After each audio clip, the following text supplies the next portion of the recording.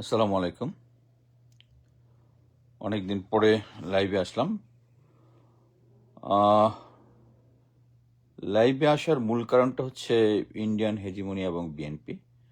তো প্রথমে এখন যে রিসেন্ট ঘটনা যেটা হয়েছে সেটা হচ্ছে আমরা সবাই দেখেছি মমতা ব্যানার্জি তার একটা স্টেটমেন্ট দিয়েছে। স্টেটমেন্ট যে সে বলেছে যে বাংলাদেশে একটা গুরুত্বপূর্ণ খুন হয়েছে, যেটা আলটিমেটলি বোঝা গেছে যে সময়ে কাল বিশ্লেষণ করে এটা হাদি হত্যা। সো হাদি হত্যার ঘটনার সময় অমিত শাহ ওনাকে নিজে টেলিফোন করেছিলেন, কাউকে না জানাতে বলেছিলেন। তো এটা আপনি যদি অ্যানালাইসিস করেন বুঝতে পারবেন যে অ্যাকচুয়ালি এটার সাথে ভারতীয় হেজিমনির হাত আছে। এবং যখন ঘটনাটা সংঘটিত হয় তখন ছিল তত্ত্বাবধায়ক সরকার, প্রফেসর ইউনূসের সরকার, এবং জেনারেল ওয়াকার এবং গোয়েন্দা বাহিনীর উপরগুলোর বাংলাদেশের কোনো নিয়ন্ত্রণ ছিল না, ভারতের নিয়ন্ত্রণ ছিল। সো আপনারা দেখেছেন কিভাবে তার যে হাদির হত্যাকারীরা যেভাবে পালিয়ে গেছে। জুলকারনাইন স্যার তার ইনফরমেশন বিভিন্নভাবে দিয়ে পালাতে লিটারালি সাহায্য করেছে। এটার সাথে কোনো একটা গোয়েন্দা সংস্থা বাংলাদেশের নিঃসন্দেহে জড়িত, তাতে কোনো সন্দেহ নাই, যে অংশটা ভারতের সাথে সংশ্লিষ্ট। সো এখানে আপনি হঠাৎ করে, হ্যাঁ, আমি দেখলাম খালেদ মহিউদ্দিনের অনুষ্ঠানে তহিদ, যিনি এর আগের আমার কেয়ার কলেজের বড় ভাই, উনি স্বরাষ্ট্র উপদেষ্টা, পররাষ্ট্র উপদেষ্টা ছিলেন। উনার যে কমেন্টটা উনি করলেন সেটা হচ্ছে হেরে যাওয়ার পরে তার একটা ব্যাকলেশ, মানে যেটা অ্যাকচুয়ালি ভারতের পক্ষে যায়, ভারত সরকারের পক্ষে যায়। একইভাবে শামা ওবায়দের দেখলাম, প্লাস আরো যে সমস্ত এটাতে হচ্ছে সবচেয়ে সুন্দর হচ্ছে যারা এটার পক্ষে বলতেছে, যারা ভারত বান্ধব কথা বলতে চোখ বন্ধ করে বুঝে নিতে পারবেন এরা হচ্ছে ভারতের লোক। সো এখানে আপনাদেরকে হিসাব করতে হবে যে এই যে কথাটা বলেছে এর আগে কি হয়েছে। এর আগে আমরা দেখেছি ইয়াতে কি বলে এটা, ইয়াতে মারা গেছে একজন, দাঁড়ান, কানাডাতে 2023 কানাডায় গুপ্ত হত্যার শিকার হয় শিখ নেতা হরদীপ সিং, এবং ওদের ইন্টেলিজেন্স এটা কনফার্ম করেছে যে এটা এর সাথে 4টা ফোন কল রিসিভ করেছে, যেটা পরবর্তীতে ইউকের ইন্টেলিজেন্স MI6 কনফার্ম করেছে যে এটার সাথে সরাসরি ভারত জড়িত এবং এটার সাথে জড়িত। এর পরবর্তীতে একটা নিউ ইয়র্কে একজনকে হত্যার মানে হয়েছিল, কিন্তু হত্যা পর্যন্ত যেতে পারে না, এর আগে এটা এক্সপোজ হয়ে গেছে। সো ওরা যে বাইরে টার্গেট কিলিং করে এটা তো ক্লিয়ার। এবং হাদি যে কিলিং এর সাথে যে ভারত এবং ভারতীয় হেজিমনি জড়িত, এটা আমি কিন্তু তার হত্যার পরেই বলেছিলাম যে কি, যে হাদি হচ্ছেন এমন একজন রাজনৈতিক নেতা যে শুধু বাংলাদেশপন্থী, কোনো পাকিস্তানপন্থী বা ভারতপন্থী না, শুধু বাংলাদেশপন্থী সে। এবং সে বেসিক পলিটিক্স, যেটা সকালে ঘুম থেকে উঠে নামাজ পড়ে বিভিন্ন লোকজনের বাড়ি বাড়ি যাওয়া, লোকজনের সাথে কথা বলা, সরাসরি সম্পৃক্ত হওয়া, এটা আর কোনো বাংলাদেশের যে রেগুলার রাজনীতিবিদ যারা আছে তাদের মধ্যে নাই। এবং সে কথা বলতো দ্বিধাহীনভাবে। সো এই কারণেই, এবং ভারত বিরোধিতা তার যেটা ছিল, ভারত বিরোধী যে মেইন হেজিমনি আছে, রবীন্দ্রনাথকে একটা বড় করে তোলা, তার এগেনস্টে সে কিন্তু কাজী নজরুল ইসলামকে আপহোল্ড করা শুরু করছে, যেটাই হচ্ছে ভারতীয় হেজিমনি। এবং যারা বাংলাদেশে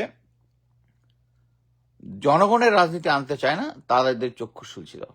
এর আগে যদি আমি প্রেসিডেন্ট জিয়াউর রহমানের হত্যাকাণ্ড দেখি, এটা এত বিশ্লেষণেরও দরকার নেই, এটার সাথে ভারত জড়িত। জেনারেল এরশাদ, মরহুম এরশাদ, উনি ভারতীয় এজেন্ট ছিলেন, এটা আমরা মোটামুটি মিলিটারি দ্বারা সার্ভ করছি, গোয়েন্দা সংস্থা যারা দ্বারা সবাই জানি। এবং তার মাধ্যমেই প্রেসিডেন্ট জিয়ার যে হত্যাকারী যে ছিল, লেফটেন্যান্ট কর্নেল নামটা ভুলে গেলাম, তিনি 2 দিন আগে চট্টগ্রামে গিয়েছিলেন, আবার উনি আবার ঢাকা, সেই লেফটেন্যান্ট কর্নেল ঢাকা এসে ওনার সাথে দেখা করেছেন। So this is absolutely clear, যেই বাংলাদেশের পক্ষে কাজ করবে তারাই হত্যার থ্রেটের মধ্যে থাকবে। আচ্ছা, এখন আসি হচ্ছে আমার কাছে কয়েকটা জিনিস খুব ঠিক হিসাব মিলতেছিল একটা জিনিস, সেটা হচ্ছে আমরা সবাই জানি যে আহ, এর আগে আমরা অনেক কথাবার্তা বলেছি যে জনাব তারেক রহমান মুচলেকা দিয়ে আসছে ভারত থেকে।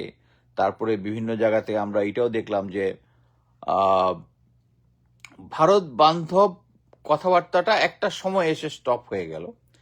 কিন্তু একটা জিনিস দেখেন, স্বরাষ্ট্রমন্ত্রীকে আমাদের শিলং সালাউদ্দিন, এখন আপনি আন্ডার এনি সার্কামস্টেন্সেস যেভাবেই যুক্তি দিয়ে বুঝান, যারা আমরা কোল্ড ওয়ার এরা জানি, যারা আমরা ভারত পাকিস্তানের যে টেনশনটা জানি, তারা গোয়েন্দা সংস্থা কিভাবে একে অপরের সাথে কাজ করে, তারা আমরা ভালো করেই জানি যে Shillong Salauddin can't be trusted. হ্যাঁ, তাদের এইটা হইতে পারে যে না, সে একদম আসলেই প্যাট্রিয়টিক লোক, সে দেশের পক্ষেই কাজ করতেছে, কিন্তু তার আচরণ তা বলে না। বাট করুক আর না করুক, প্লিজ তাকে ইম্পর্টেন্ট ইয়ার মধ্যে অ্যাপয়েন্টমেন্টে স্বরাষ্ট্রমন্ত্রীর মতো জায়গায় তাকে দিয়েছেন। এবং শুধু তাই না, সে সংসদ নেতার পক্ষে কথা বলে, তারেক রহমানের পক্ষে কথা বলে, তাকে সামনে রেখে তারেক যে শুধু টেবিল চাপড়ায়। এই জিনিসটাতে বোঝা যাচ্ছে যে he is holding a big stake. এবং আরেকটা জিনিস দেখেন যে আমরা সবকিছুই শেখ হাসিনা খারাপ, শেখ হাসিনাকে আমরা নিষিদ্ধ করে দিলাম, আওয়ামী লীগকে, কিন্তু চুপ্পুকে আমরা রাষ্ট্রপতি এখনো রেখে দিছি কেন? জেনারেল ওয়াকারকে আমরা সেনাপ্রধান রেখে দিছি এখনো কেন? এটা কিন্তু হিসাব মিলে না। তো রিসেন্টলি আমি যেটা দেখলাম যে পদ্মা ব্যারেজ হবে, পদ্মা ব্যারেজ আপনারা সবাই জানেন যে পদ্মা ব্যারেজ হবে, এবং এটা একটা প্রেজেন্টেশন দেখলাম। এতগুলা সুইচ গেট হবে, এতগুলা 2টা মাছের জন্য ফিশ ওয়ে থাকবে, আরো ব্লা ব্লা ব্লা ব্লা একটা দেখলাম। আমার কাছে একটা জিনিস মনে হলো যে এই পদ্মা ব্যারেজ দিলে অবভিয়াসলি কন্ট্রোলটা আমাদের কাছে আসার কথা। আমাদের কিন্তু তিস্তা ব্যারেজ আছে। তিস্তা ব্যারেজ দিয়ে কি আমরা লাভবান হয়েছি? আমার তো মনে হয় না।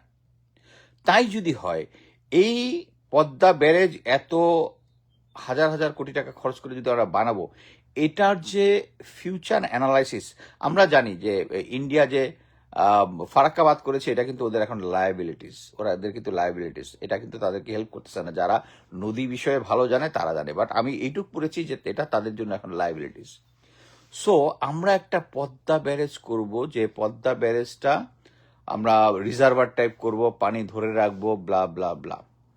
ওকে, নর্মালি এটাতে হোক কি ইন্ডিয়া থেকে আমরা কন্ট্রোলটা আমাদের নিজের হাতে নেওয়ার চেষ্টা করব। কিন্তু ইন্ডিয়ার কয়েকটা মিডিয়াতে ছোটখাটো লেখালেখি হয়েছে, কিন্তু এটা নিয়ে ইন্ডিয়া কিন্তু কোনো, মানে তারা তো বিগ ব্রাদার, তারা তো এখানে এই এলাকার মধ্যে হচ্ছে, তারা নিজেদেরকে মনে করে যে তারা কিন্তু বাংলাদেশকে থ্রেট বা অন্য কিছু এইটা হইলে সরকার থেকে এখন পর্যন্ত আমার চোখে কোনো কিছু পড়ে নাই। আপনার কি মনে আছে গত বছর যে ইন্ডিয়া পাকিস্তান যে যুদ্ধ হওয়ার পরে মোদি বলল তাদের পানি আটকায় দিবে? ওই যে 5টা নদী, তাদের একটা ইন্দাস, ঝিলম আর কি কি নদী নিয়ে যে একটা ট্রিটি আছে, আসিফ মুনির রেসপন্স কি ছিল? ওকে, আমাদের মিসাইল ওদিকে তাক করা আছে, পানি বন্ধ করলেই মিসাইল মেরে দিবে। মানে হচ্ছে পানি এমন একটা জিনিস যেটার জন্য গভর্নমেন্ট স্ট্রং রেসপন্স করে নর্মালি, বাট এখানে ইন্ডিয়া করতেছে না। রিসেন্টলি আমিও কয়েকটা সরকারের গুরুত্বপূর্ণ জায়গা থেকে খবর পেলাম যে সীমান্তে খুব হার্ডলাইনে যাওয়ার চেষ্টা, বাংলাদেশ হার্ডলাইনে যাবে, মাননীয় প্রধানমন্ত্রী খুব স্ট্রংলি বলেছেন। ওকে, এবং আমরা দেখলাম হার্ডলাইনে গেছে, কিন্তু কোনো ক্ষয়ক্ষতি কিন্তু হচ্ছে না। আমি দেখলাম যে একটা নিউজে গত মাসের 19 তারিখে বোধহয়, যে বিএসএফ এর কি বিডিআর এর পেট্রোল যাচ্ছে, উস্কানি ছাড়া বিএসএফ গুলি বর্ষণ করছে, বা বিভিন্ন জায়গায় যে সমস্ত পুশিং করতেছে বা করতেছে, আমার কাছে কেন জানি মনে হচ্ছে এটা একটা মিউচুয়াল আন্ডারস্ট্যান্ডিং এ বিএনপি সরকারকে একটু ক্রেডিট দেওয়ার চেষ্টা করতেছে ইন্ডিয়া। কেন? হিসাব খুব সোজা। আপনি মনে করেন যে যখন মানে আওয়ামী লীগ ছিল, বিএনপি ছিল, সব রাজনৈতিক দল ছিল, ইন্ডিয়ার পছন্দের দল কি ছিল? আওয়ামী লীগ এখন নাই। আওয়ামী লীগ না থাকলে এখন বিএনপি। আচ্ছা, বিএনপি না থাকলে কে? জামাত, এনসিপি? নেভার। সো বিএনপি কে টিকিয়ে রাখা ছাড়া ইন্ডিয়ার আর কোনো পথ নাই। ইন্ডিয়ার আর কোনো পথ নাই। যদি তাই হয়, তারা সীমান্ত, তারপরে এই যে আম, তিস্তা ব্যারেজ, আপনি একটা জিনিস শোনেন, তিস্তা ব্যারেজের মতো একটা প্রজেক্ট করতে হলে অ্যাটলিস্ট 6 মাসের উপর লাগবে এটা জরিপ করতে, ভূমি জরিপ করতে। ভূমি জরিপ করবে, তারপরে সাইট নির্ধারণ হবে। ওই সাইটে, দেখুন আমি পানি বিশেষজ্ঞরা বা ইঞ্জিনিয়ারও না, আমি সাধারণ নলেজ থেকে আমি ভুল হইতে পারি, বাট আমি যেটা জানি যে মানে আহ, এটার জন্য একটা জরিপ হইতে হবে। জরিপ টরিপ ছাড়া হঠাৎ করে রেডিমেড ইনফরমেশন সরকার পাঠ করতেছে, ভারত চুপ আছে। আমার কাছে কেন যেন মনে হইতেছে এটা একটা আন্ডারস্ট্যান্ডিং এ, ভারতের সাথে একটা আন্ডারস্ট্যান্ডিং এ। তা ভারতও চাচ্ছে যে বিএনপি এখন যে একটার পর একটা ঘাপলা করতেছে, ঘাপলাগুলোকে কভার আপ করার জন্য তাদেরকে একটা স্ট্রং এন্টি বিএনপি ইয়া দিয়ে তাদেরকে টিকিয়ে রাখার চেষ্টা করতেছে। আমি জানি না এটা সত্য, এটা আমার আমার- আমার প্রেডিকশন। কারণ তিস্তা ব্যারেজের মতো একটা প্রজেক্টে এত টাইম লাগার কথা না, মানে মানে এত শর্ট টাইমে সবকিছু হয়ে যাওয়ার কথা না। এইটার জন্য যেদিন থেকে সরকার ঘোষণা করে, সরকার হয়েছে 3 মাস হয়েছে, 3 মাসের মধ্যে এরকম একটা প্রজেক্ট হার্ড লাইনে দাঁড় করা সম্ভব নয়। এটা তো হাইব্রিড সিস্টেম আছে কিনা ইঞ্জিনিয়ার্সে, যে 6 মাসের কাজ 3 মাসের মধ্যে করে ফেলবে। যেদিন থেকে ডিসিশন হবে সেদিন থেকে তো ভূমি জরিপ করতে হবে, নাকি সে বিএনপি সরকার ইয়া হওয়ার আগেই জরিপ করা শুরু করছে? That's not possible. সো আমার কাছে কেন জানি মনে হচ্ছে যে ইন্ডিয়া, ওই যে জনাব আমাদের প্রধানমন্ত্রী যে দিয়ে আসছিলেন, মুসলেকা দিয়ে আসছিলেন, ওইটার এফেক্ট এখনো আছে। উনি যে একটু শোষা এখন করতেছেন, এটার মধ্যে ভারতের আন্ডারস্ট্যান্ডিং আছে, ভারতকে বুঝে শুনেই করতেছে। কারণ বিএনপি ছাড়া ওদের কোনো অল্টারনেটিভ নাই। শেখ হাসিনার এখন আসার যে সমস্তই করুক না কেন, শেখ হাসিনা এখন আসতে পারবে না, দ্যাটস ফর শিওর।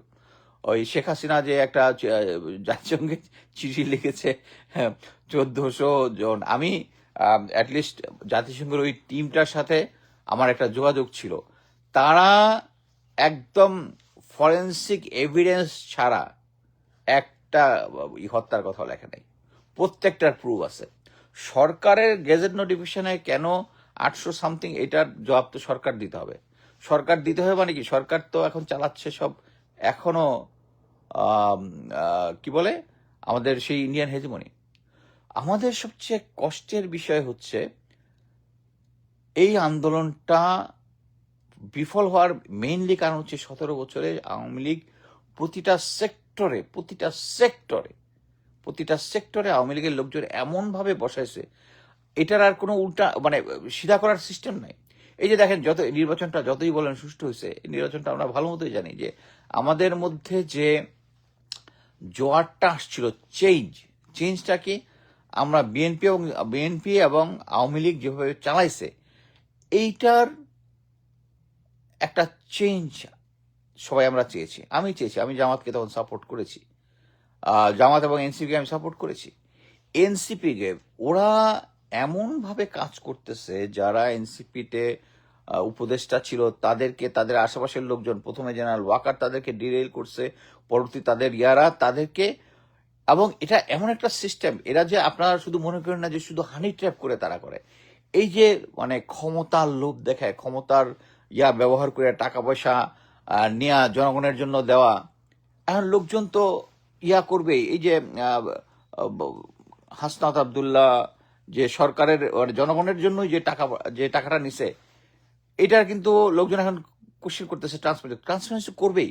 আমি স্ট্রংলি বিশ্বাস করি ওরা 1 পয়সাও পকেটে ভরে নাই, 1 পয়সাও পকেটে ভরে নাই। কিন্তু তারা তো এই সিস্টেমটা জানে না, যে রিয়েল পলিটিক্সটা তো জানে না। তারা যে এইটা নিয়ে যে এখন যে পরিমাণ তাদের এগেনস্টে প্রোপাগান্ডা হয়েছে, এইটাই হচ্ছে ওদের লাভ। ওই যে ডিসি সাহেব যে বলে দিচ্ছে, ওইটাই হচ্ছে ওদের লাভ। কিন্তু আমি গ্যারান্টি দিয়ে বলতে পারি ওরা 1 পয়সা ঢুকে নাই। বাট এই যে আমাদের নতুন নেতৃত্ব, নতুন রাজনীতির যে একটা প্রোভাগেট করার কথা, আমাদের যে ইয়ে আছে, আমাদের যে মিডিয়া আছে, তাদেরকে এটা নিয়ে সাপোর্ট করার কথা, তারা উল্টা কি করতেছে, তারা উল্টা এদেরকে ইয়া করতেছে। যে একজন একজন মোটামুটি মিডিয়া বা সোশ্যাল মিডিয়ার কারণে সামনে চলে আসছিল হাদি, তারা মেরে ফেলছে। সো আমার কাছে এখন জানি না ফিউচারে কি হবে, বিএনপি সরকার কতদিন চালাইতে পারবে, কিন্তু আমার কাছে মনে হচ্ছে যে বিএনপি অ্যাকচুয়ালি ইন্ডিয়ার সাথে একটা আন্ডারস্ট্যান্ডিং এর মাধ্যমে তাদের ভাবমূর্তিটা অ্যাটলিস্ট এন্টি আওয়ামী লীগ করতেছে, বাট জনগণকে ইয়া দেওয়া যায়। আপনারা চুপ্পুকে রেখে দিবেন, আপনারা সালাউদ্দিন মিয়াকে স্বরাষ্ট্র মন্ত্রী বানাবেন, এবং সে আবার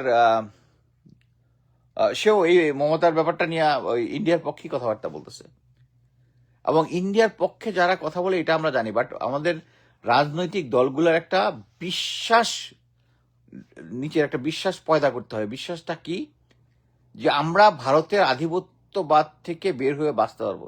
এই বিশ্বাসটা নেপাল বিশ্বাস করেছে, শ্রীলঙ্কা বিশ্বাস করেছে, পাকিস্তান তো করেই, চীন তো করেই, মালদ্বীপ করেছে, কিন্তু একমাত্র আমরা করতে পারতেছি না। কি জন্য? এই বিশ্বাসটার মধ্যে ভেজাল ঢুকাচ্ছে। এই যে আপনি এটা দেখলেন যে তোফায়েল আহমেদকে নিয়ে যে সমস্ত কথাবার্তা হতেছে, এই লোকটা একটা আপাতমস্তক একটা করাপ্টেড লোক, আপাতমস্তক করাপ্টেড খুনি। মুক্তিযুদ্ধ করছে, কোথায় মুক্তিযুদ্ধ করছে সে? সে শুধু ট্রেনিং নিছে, নিয়ে পরে রক্ষী বাহিনী দিয়ে হয়েছে, কোন সেক্টরে যুদ্ধ করেছে? এরা হচ্ছে সব সুবিধাবাদী, সুবিধাবাদী।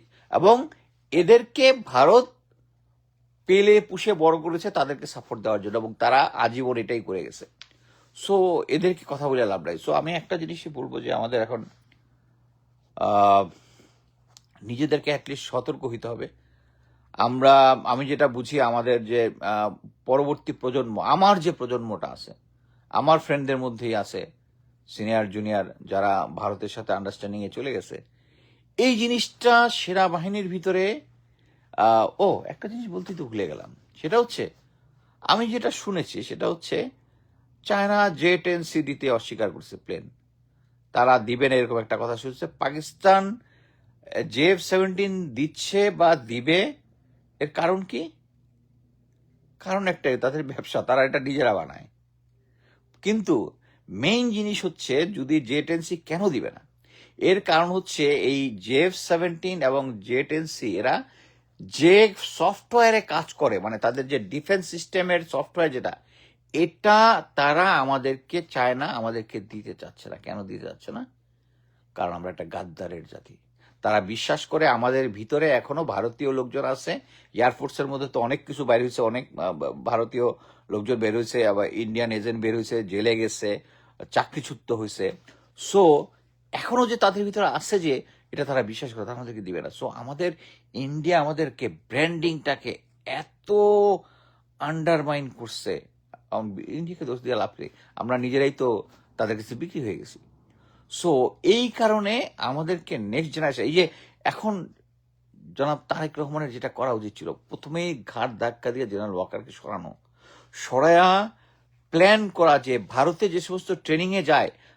আমি তো নিজেই এটা নাম্বার অফ টাইমে বলেছি যে 100% লোক ভারতে ট্রেনিং এ যায়, তাদেরকে ট্র্যাপ করা হয় তাদেরকে 100%।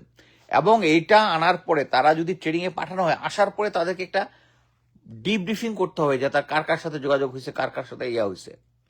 আমি নাম্বার অফ টাইম আমি এই রিলেটেড যত বলেছিলাম যে আমার 3 ফ্রেন্ডকে আমি ইন্টারভিউ নিয়েছিলাম, 3 জনের মধ্যে 2 জন স্বীকার করছে, 1 জন স্বীকার করে। তারা পরবর্তীতে আমার সাথে আবার যোগাযোগ করছে, কয় এই এটা কি আমার কথা বলছিস? আমি বলছি হ্যাঁ, তুই ক্যাপ্টেন থাকা অবস্থায় তার ইন্টারভিউ আমি নিয়েছিলাম। তারা কিন্তু এখন আমার সাথে যোগাযোগ করছে। সো এই ভারতে যারা যাবে তাদেরকে ইয়া করতে হবে, দরকার হলে টাইম বিং ভারতের সাথে প্রশিক্ষণ বন্ধ করে দিতে হবে। আমাদের যে ওই যে উলফল্যান্ড ট্যাকটিস যেটা আমরা বানাইতাম, ওইটাকে যেটা জেনারেল ইকবাল করিম ভুইয়া ব্লু ল্যান্ড বানাইছে, ওইটাতে আমাদের ফেরত যাইতে হবে। আমাদের ভিতরে মানে আমাদের মেন্টাল সেট আপটাকে, জেনারেল ওয়াকার থাকা অবস্থায় সম্ভব না, মেন্টাল সেট আপকে চেঞ্জ করতে হবে। কি ভারত আমাদের শত্রু, এত কিছুর পরে আমাদের 71-এর চেতনা, সরি খারাপ কথা মুখ দিয়ে চলে আসে, 71-এ ওরা পাকিস্তানকে ভাগ করছে, আমাদেরকে হেল্প করে নাই, বাই প্রোডাক্ট হিসেবে আমরা চলে আসছি, এবং আজীবন আমাদেরকে শুষে খাওয়ার জন্য। এটা প্রথম হচ্ছে বাংলাদেশ সেনাবাহিনীর ভিতরে ব্রেনের ভিতরে ঢুকাইতে হবে যে India is a enemy, India হচ্ছে উলফল্যান্ড। এটা যদি না করেন কোনো লাভ নাই। এই যে চায়না বলতেছে না J-10C, এই যে এত কিছুর পরেও ভারত মৃদু মৃদু কথা কেন বলে? কারণ সবকিছু একটা আন্ডারস্ট্যান্ডিং এর মধ্যে হচ্ছে, সবকিছু তাদের মধ্যে বিএনপির সাথে আন্ডারস্ট্যান্ডিং হচ্ছে। আমাদের এই পরবর্তী ইলেকশনের জন্য আমাদেরকে প্রস্তুতি নিতে হবে যে কোনো আমলা যেন নির্বাচনের রেজাল্ট পরিবর্তন না করে। বাংলাদেশের জনগণ এখন পরিবর্তন চায়, এবং এই পরিবর্তনটা বিএনপি দিয়ে হচ্ছে না, সিম্পলি বিএনপি দিয়ে হচ্ছে না। আপনি জেনারেল ওয়াকারকে রাখবেন, চুপ্পুকে রাখবেন, শিলং সালাউদ্দিনকে, nobody is going to believe you, nobody is going to believe you. Anyway, আমার যা বলার ছিল মোটামুটি সবকিছু বোধহয় বলে দিছি। পরবর্তীতে আবার যখন মনে হবে কোনো ইস্যু নিয়ে কথা বলার জন্য আসবো। আসসালামু আলাইকুম।